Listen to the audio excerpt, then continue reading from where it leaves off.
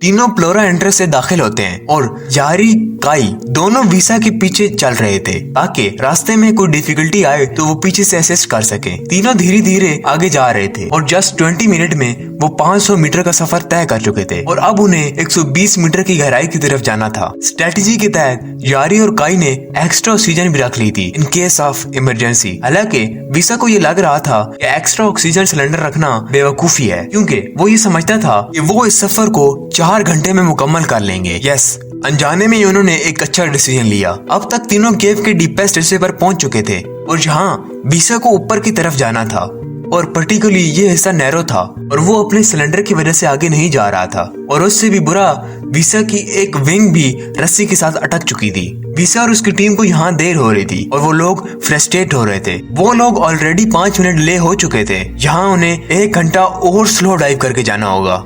किसी तरीके से वीसा इस सिचुएशन को रिजॉल्व कर लेता है और आगे मूव करता है तो उन्हें अजीब सी पीप साउंड यारी के डाइव कंप्यूटर से सुनाई देती है। पूरा चैम्बर इसी पीप साउंड से गूंज रहा था। वीसा यारी एच की डेड बॉडी को देखकर काफी शॉक में था, क्योंकि यारी एच की बॉडी केव के 90x बैंड पर पड़ी हुई थी जो इन तीनों को और भी डिले करवा रही थी। पीछे काई नाइट्रोजन असेसन से स्ट्रगल कर रहा था, उन्हें बेसिकली चक्कर आ रहे थे और इसी कंफ्यूजन में वो ऑब्जर्व करता है कि यारी यू जो उसके आगे था उसकी हालत काफी खराब है। वो पैनिक कर रहा है और बार बार अपने क्लोज सर्किट और ओपन सर्किट में स्विच कर रहा है।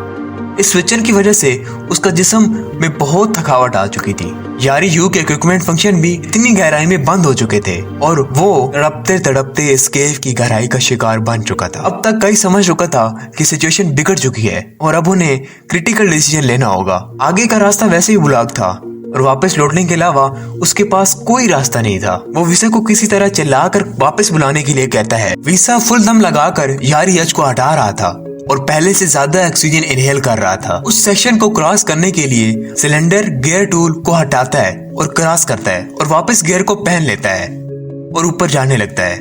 उसके पास इतना टाइम नहीं था कि वो काई की बातें सुने और वापस लौटे और अब तक उनके पास ज्यादा ऑक्सीजन भी नहीं बची थी। काई को बस अब अपनी जान बचानी थी।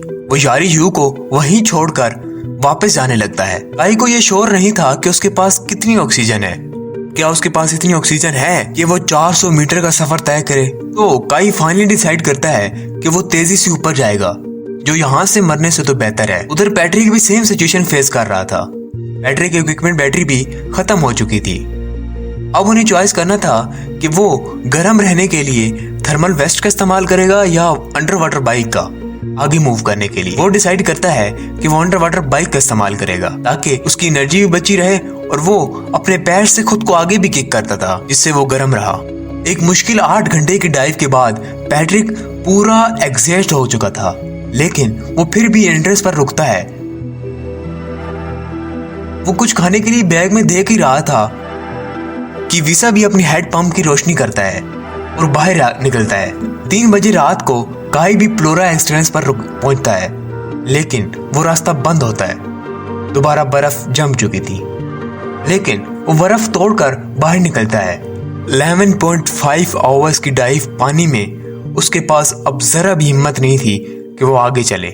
वो किसी तरीके से वैन पर जाता है और वैन का इंजन ऑन करता है और वहीं पर कोलैप कर जाता है। दूसरी तरफ पैट्रिक और वीसा भी कपड़े बदलकर वैन के पास आते हैं तो वो देखते हैं कि वैन के इंजन ऑन होता है और वैन की फ्लोर पर काई लेटा हुआ होता है और सर्दी की वजह से कांप रहा होता है। तीनों कई दिनों तक हॉस्पिटल में रहते हैं और इतने दिन हॉस्पिटल में रहने के बावजूद भी वीसा को वॉकिंग में प्रॉब्लम आ रही थी और उनको अपने जिस्म में कोई मिस्टीरियस एनर्जी का एहसास हो रहा था। हादसे की खबर पूरे शहर में फैल चुकी थी और पुलिस इसकी इन्वेस्टिगेशन कर रही थी। दोनों यारी एच और यारी यू की हॉरिबल स्टोरी पूरी शहर में फैल चुकी थी। उनकी फैमिली को उनकी डेड बॉडी चाहिए थी। कई इंटरनेशनल डाइवर्स को अंदर भेजा जाता है, लेकिन वो बहुत मुश्किल था और वो बॉडीज को वहीं छोड़कर वापस आ जाते हैं और पुलिस उस केव को बंद करने का सोच रही थी। इतने में पैट्रिक उनकी फैमिली से वादा करता है कि वो उनको बॉडीज को बाहर लाएगा और यूं वो अपने दोस्त के साथ मिलकर किसी स्ट्रेटजी के साथ उन डेड बॉडीज को बाहर लाता है और फिर पैट्रिक किसी और ड्राइव प्लान पर चला जाता है। I hope you enjoy the video. We'll meet back in a new video. Allah Hafiz.